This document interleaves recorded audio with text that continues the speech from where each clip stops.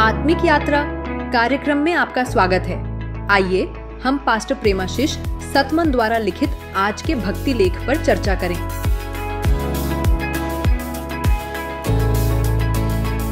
Praise the Lord. आज हम एक बहुत ही अहम विषय पर बात कर रहे हैं। हाँ, प्रेज़ द लॉर्ड।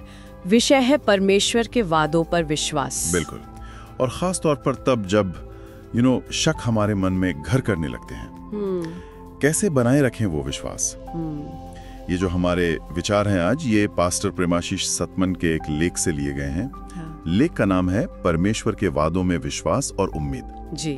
तो आज हम कोशिश करेंगे ये समझने की कि परमेश्वर के जो वादे हैं उन्हें बिना किसी हिचकिचाहट के मतलब पूरे दिल से कैसे अपनाएं। सही बात है, ये बहुत जरूरी है समझना। हाँ, क्योंकि कई बार ऐसा होता है ना कि हम परमेश्वर के अद्भुत वादे सुनते हैं और फिर भी मन में एक आवाज आती है, हाँ पर अगर ऐसा ना हुआ तो। बिल्कुल, वो लेकिन, वो अगर।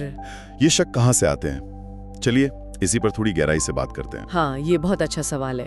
देखिए, लेख यही बताता है कि जब हम परमेश्वर के वादों पर लेकिन या अगर लगाकर सोचते हैं ना, तो हम असल में क्या कर रहे होते हैं? हम अपनी जो स्वाभाविक सोच है, अपना जो नेचुरल माइंड है, अच्छा, उसे अपनी आत्मिक समझ पर, स्पिरिचुअल अंडरस्टैंडिंग पर हावी होने दे रहे होते हैं। मतलब जो हम दुनिया में सीखते हैं उस सोच को। हाँ बिल्कुल, जैसा 1 कोरिन्थियों 2:14 में भी लिखा है कि स्वाभाविक मन परमेश्वर की आत्मा की बातें ग्रहण नहीं कर सकता। हाँ, क्योंकि वो उसे मूर्खता समझता है। बिल्कुल, वो आत्मिक रूप से परखी जाती हैं और यहीं से वो अनिश्चितता, वो डाउट शुरू होता है। अच्छा, तो ये एक तरह का टकराव है हमारी मानवीय सोच और परमेश्वर के तरीके के बीच। सही कहा। और यहीं पर मुझे लगता है इब्रानियों 11 एक बहुत महत्वपूर्ण हो जाता है। हाँ, वो परिभाषा। अब विश्वास आशा की हुई वस्तुओं का निश्चय और अनदेखी वस्तुओं का प्रमाण है। बिल्कुल, मतलब सच्चा विश्वास वहाँ भरोसा रखता है जहाँ आंखें देख नहीं सकती, या जहाँ हमारा तर्क शायद काम ना करे। हाँ, वो शक के लिए या परंतु के लिए कोई जगह ही नहीं छोड़ता। और लेख इसी बात पर जोर देता है कि शक करने की बजाय क्या करें। शक करने की बजाय इस सच्चाई को, इस हकीकत को अपनाएं कि परमेश्वर प्रेम है और वो अपने वचन के लिए, अपने वादों के लिए हमेशा वफादार रहता है। वो कभी बदलता नहीं। हाँ, ये भरोसा ही तो मतलब बुनियाद है सब कुछ के। बिल्कुल।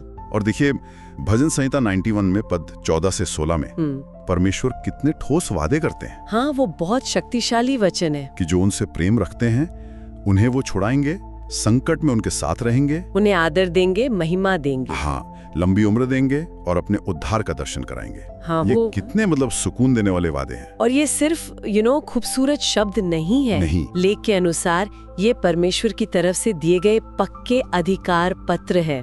गारंटी की तरह। गारंटी। अच्छा, जिनका दावा करना हमारा हक है। बिल्कुल, बात सिर्फ इंतजार करने की नहीं है, हमें एक्टिव होना है, सक्रिय रूप से। हाँ, सक्रिय रूप से, खुले हाथों से इन वादों को स्वीकार करना है।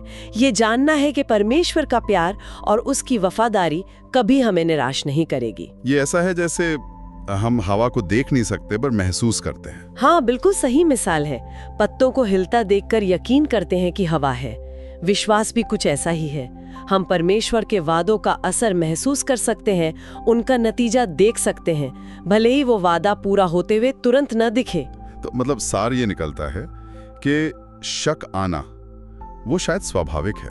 हाँ, हम इंसान हैं। लेकिन विश्वास करना वो एक चुनाव है, एक फैसला है। बिल्कुल, एक सचेत चुनाव, जानबूझकर परमेश्वर के चरित्र पर, उनके वादों पर भरोसा करने का चुनाव। चाहे हालात कुछ भी कह रहे हों, चाहे हालात कितने भी मुश्किल क्यों न लगे। विश्वास रखने की ताकत को पहचानना है। हाँ, उसे समझना है। भले ही हमारा मन हमें शक की तरफ खींचे, जैसा हमने अभी बात की, विश्वास अनदेखी चीजों का ठोस सबूत है। और जैसा पास्टर प्रेमाशीष सतमन अपने लेख में बताते हैं, परमेश्वर के वादों को पूरी तरह से अपना लेना। हाँ, यही तरीका है शक और अनिश्चितता की भावनाओं पर काबू पाने का। बिल्कुल। ये एक निष्क्रिय चीज नहीं, एक सक्रिय कदम है। बिल्कुल। तो चलिए आज की बात एक विचार के साथ खत्म करते हैं। जरा सोचिए, अगर कोई व्यक्ति हर दिन ये फैसला करे सचेत रूप से कि वो अपनी देखी हुई परिस्थितियों पर नहीं बल्कि विश्वास पर चलेगा, हाँ, परमेश्वर के वादों पर आधारित विश्वास के अनुसार जिएगा,